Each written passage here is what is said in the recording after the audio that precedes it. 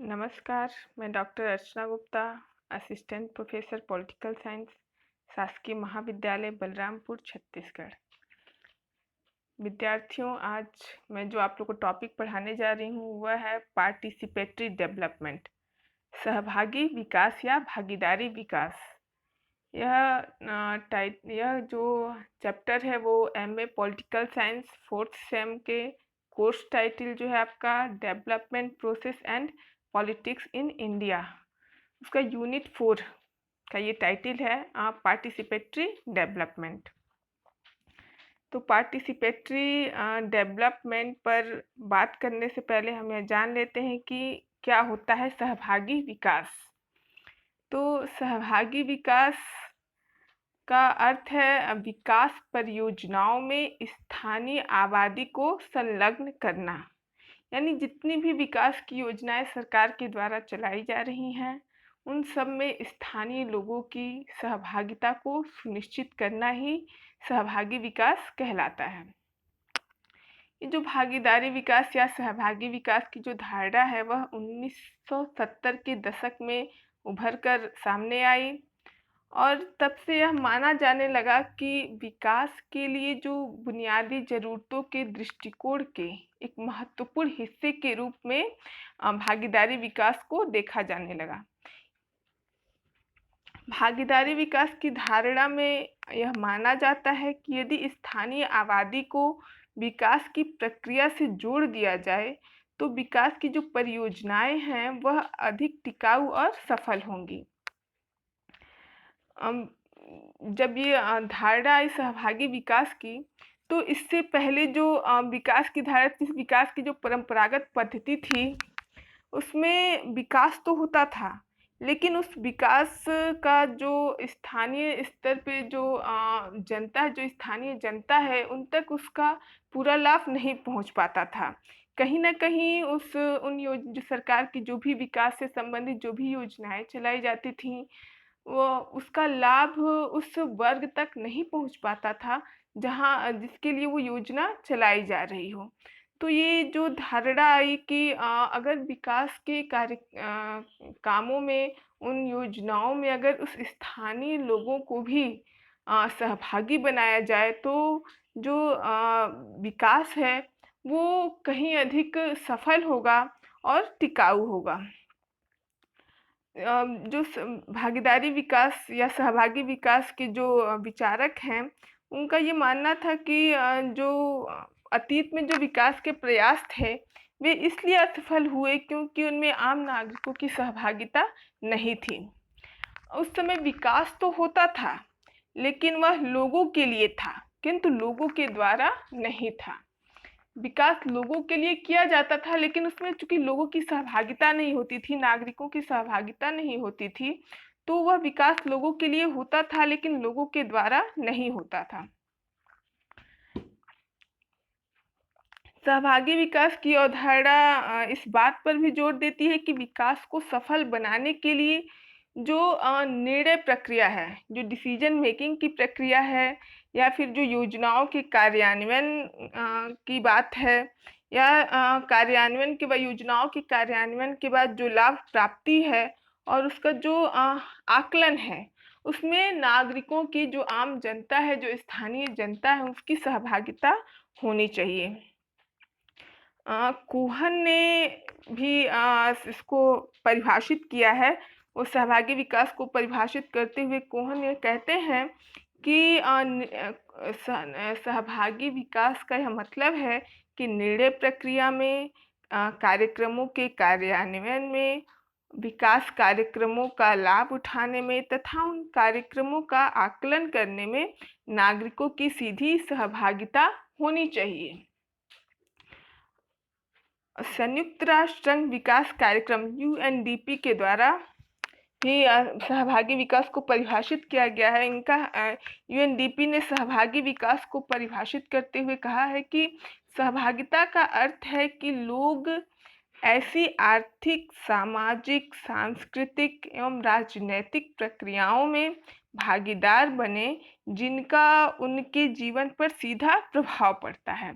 अर्थात सरकार के द्वारा जो भी योजनाएं चलाई जाती हैं, आम जनता के लिए, नागरिकों से जिनका जीवन काफ़ी प्रभावित होता है, तो कहीं न कहीं ये योजनाएँ तभी सफल होंगी जब वो योजनाएँ उन लोगों पर जिन पर वह लागू हो रही हैं, उनकी भी सहभागिता उन योजनाओं में हो। चाहे वह जो भी निर्णय लिए जा रहे हैं, जो भी उस और निर्णय का जो कार्यान्वयन हो रहा है, उससे जो फीडबैक निकल के आ रहा है, तो उसमें जब लोगों की सहभागिता होगी, तब जाकर के कहीं वो योजना सफल हो पाएगी।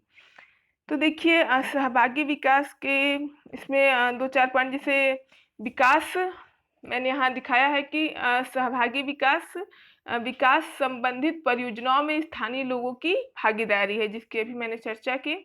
दूसरी बात ये कि स्थानीय लोग एवं क्षेत्र को यह मुख्य आरंभक मानता है। तीसरी बात यह कि यह टॉप डाउन मॉडल के विकल्प के रूप में डाउन टॉप मॉडल की बात करता है। अब हम ये जान लेते हैं कि टॉप डाउन मॉडल क्या होता है। तो ऐसा सरकार का मानना है या प्रशासन का मानना है कि जो भी योजनाएं चलाई जा रही हैं, उनको पहले उच्च लेवल पे, मतलब टॉप पर, जो सरकार का जो देश का जो उच्च वर्ग है, उन पर उन योजनाओं को लागू किया जाए और उन योजनाओं का लाभ छन छन कर नीचे की ओर वो जो देश का जो मध्यम वर्ग है, जो निम्न वर्ग है, उन तक उन योजनाओं का लाभ पहुंच जाएगा। तो ये था टॉप डाउन मॉडल। इसके विकल्प के रूप में जो हमारा सहभागी विकास की जो धारणा है, वह डाउन टॉप मॉडल की बात करता है। अब ये डाउन टॉप मॉडल क्या है? तो डाउन टॉप मॉडल मतलब कि जो विकास की प्रक्रिया वो नीचे से ऊपर की ओर होनी चाहिए। जो विकास है उसमें सबसे पहले अगर किसी की बात की जाए, तो वो उस वर्ग की बात की जाए जो विकास की दौड़ में वो काफ़ी पीछे रह गए हैं। जो हर दृष्टि से, चाहे वो आर्थिक दृष्टि हो, शैक्षणिक दृष्टि हो, सामाजिक दृष्टि हो, इस तरह से जो पिछड़े हुए हैं। तो जो भी विकास की योजनाएं बनाई जाएं सरकार के द्वारा, प्रशासन के द्वारा, उसमें सबसे पहले हम निम्न वर्ग के बारे में सोचें, वहाँ वहाँ तक पहले विकास को पहुँचाने के बारे में सोचें। तो यहाँ ये सहभागी विकास का मेन मकसद ही यही है कि जो भी विकास की योजनाएं चलें, उसमें पहले हम जो भी हमारे स्थानीय जनता है, उसको उसके साथ जोड़ें, ताकि वह विकास की जो भी योजनाएं चले, जो भी विकास के लिए सरकार द्वारा जो भी योजनाएं बनाई जाएं, वो उस स्तर तक सफल हो सके। अब देखिए सहभागी विकास मॉडल के विभिन्न स्तर भी हैं। हाँ, इसमें एक बात और कहते, इस सिद्धांत को जनसंख्या के वंचित वर्ग के उत्थान की एक प्रक्रिया के रूप में माना जाता है, जो भी मैंने इस पे जिक्र किया आप लोगों से। अब देखिए सहभागी विकास मॉडल के विभिन्न स्तर हैं, जैसे इसमें शोध का स्तर। अब शोध स्तर क्या कहता है कि इसमें विकास से संबंधित समस्याओं को चिन्हित किया जाए। शोध स्तर या अनुसंधान स्तर, इसमें पहले विकास की क्या समस्या है, विकास क्यों नहीं हो पा रहा है, इस पर आम जनता की राय ली जाए। क्योंकि जरूरी नहीं है कि जो सरकार के द्वारा जो भी योजनाएं चलाई जा रही हैं, वे उस स्थानीय स्तर के लिए उपयोगी ही हो, कि हर योजना का हर क्षेत्र में अलग अलग लाभ हो सकता है। कोई ये जरूरी नहीं है कि वह योजना उस क्षेत्र में बहुत ज़्यादा सफल हो। तो यहाँ यह जानना आवश्यक है हमारे लिए कि जो भी योजना बने, जो भी समस्या है प्रशासन के सामने, देश के सामने जो समस्या है, तो उसमें जो आम जनता है उसकी भी राय ली जाए कि आम जनता क्या चाहती है, उसको किस किस स्तर पे वहाँ विकास की कमी है, उस किसी स्थानीय क्षेत्र में किस स्तर तक विकास की कमी है। तो उस आम जनता की भी राय भी विकास की जो मॉडल को हम तैयार कर रहे हैं, विकास के लिए जो योजनाएं बना रहे हैं, उसमें लिया जाना चाहिए। ये हमारा शोध का स्तर कहता है। दूसरा है डिजाइन निर्माण का स्तर, या इसमें डिजाइन निर्माण का स्तर क्या है कि जो भी योजनाएं बनने वाली हैं, उन योजनाओं की रूपरेखा कैसी हो। इसके लिए देखिए पहले क्या होता था कि सरकार अपने स्तर पर योजनाएं बना लेता था, और जब उसको स्थानीय स्तर पे लागू किया जाता था, तो जब चूंकि जनता की उसमें सहभागिता नहीं होती थी, तो बहुत सारी जनता को तो वहाँ के स्थानीय लोगों को तो ये पता ही नहीं चल पाता था कि उनके लिए, उनके लाभ के लिए सरकार कौन कौन सी योजनाएं चला रही हैं। तो ये एक समस्या है विकास की जो भी योजनाएं अगर सही ढंग से उसको कार्यान्वित नहीं किया जा पा रहा है, तो इसका एक मुख्य कारण यही है कि बहुत सारे जो स्थानीय लोग हैं वो ये समझ ही नहीं पाते या जान ही नहीं पाते कि सरकार उनके लिए कौन कौन सी योजनाएं चला रहा है। तो सहभागी विकास की जो धारणा है उसका मेन उद्देश्य यही है कि विकास की योजनाओं में आम लोगों को जोड़कर उनकी सहभागिता को सुनिश्चित करके इस समस्या का समाधान किया जाए। जब डिजाइन निर्माण के स्तर पे, यानी जब कार्यों की रूपरेखा तैयार करने में आम लोगों की सहभागिता होगी, तो वो कहीं अधिक उन कार्यों में रुचि लेंगे, उसमें अपनी दिलचस्पी दिखाएंगे और शासन प्रशासन को उन कार्यों के सफल होने में अपना योगदान भी देंगे। अब तीसरा आता है क्रियान्वयन का स्तर।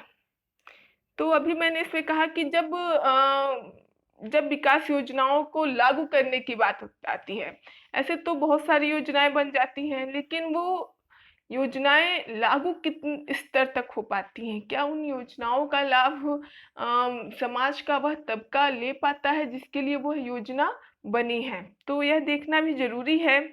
तो उन योजनाओं का लाभ वह समाज का वह तबका ले, इसके लिए आवश्यक है कि उन योजनाओं के क्रियान्वयन में उस समाज के उस वर्ग को भी शामिल किया जाए।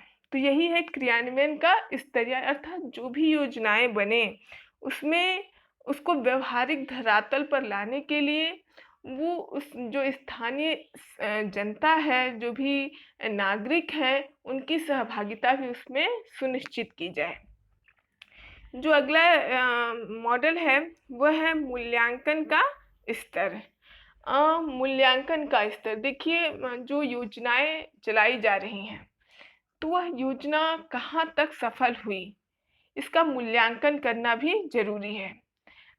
इसका मूल्यांकन तभी होगा, सही रूप से तभी हो पाएगा जब हम वहाँ तक, उस धरातल तक पहुँचेंगे या फिर उस जनता से, उन उन लोगों से संपर्क करेंगे जो इस योजना से लाभान्वित हो रहे हैं। अर्थात जब हम निम्न स्तर तक जाएंगे, एक ग्रामीण क्षेत्र स्तर पे, जैसे कोई भी योजना, जैसे उज्ज्वला योजना है, सरकार ने उज्ज्वला योजना चलाई कि महिलाओं के लिए खास तौर से ग्रामीण महिलाएं जो हैं, जो चूल्हे चौके पे खाना बनाती हैं, तो उनको इससे लाभ पहुंचाने के लिए। तो यह योजना कितनी सफल हुई। उज्ज्वला योजना के द्वारा जो गैस सिलेंडर महिलाओं में मुफ्त में, महिलाओं के नाम पर मुफ्त में वितरित किया गया, जो हमारा गरीब तबका था, जो एक ग्रामीण क्षेत्र का ऐसा वर्ग था जो चूल्हे चौके पर ही खाना बनाता था, उन तक इस योजना को पहुंचाने के लिए सरकार ने बहुत प्रयास किया, लेकिन यह योजना कहाँ तक सफल हो पाई, यह हम तभी जान पाएंगे जब हम उस स्तर पर जा करके उस योजना की जांच परख करेंगे, उसका मूल्यांकन करेंगे, उन लोगों से फीडबैक लेंगे। तो इस फीडबैक की प्रक्रिया में भी हम आम नागरिकों की सहभागिता ले सकते हैं, और जब उनकी सहभागिता होगी तभी हम यह जान पाएंगे कि हमारे जो विकास की जो योजनाएं हैं, जो सरकार या प्रशासन द्वारा जो योजनाएं चलाई जा रही हैं, वो कहाँ तक सफल हो रही हैं। तो इस तरह से मूल्यांकन के स्तर में या इसमें फीडबैक का जो शब्द है, जो इससे मतलब जो फीडबैक लेने की जो प्रक्रिया है, उसमें भी जनता की सहभागिता आवश्यक और अनिवार्य है। तो ये था हमारा आज का चैप्टर, पार्टिसिपेटरी डेवलपमेंट। मैंने बहुत ही सरल शब्दों में इसे आप लोगों के सामने रखने का प्रयास किया। उम्मीद है आपको ये चैप्टर अच्छे से समझ में आ गया होगा। धन्यवाद।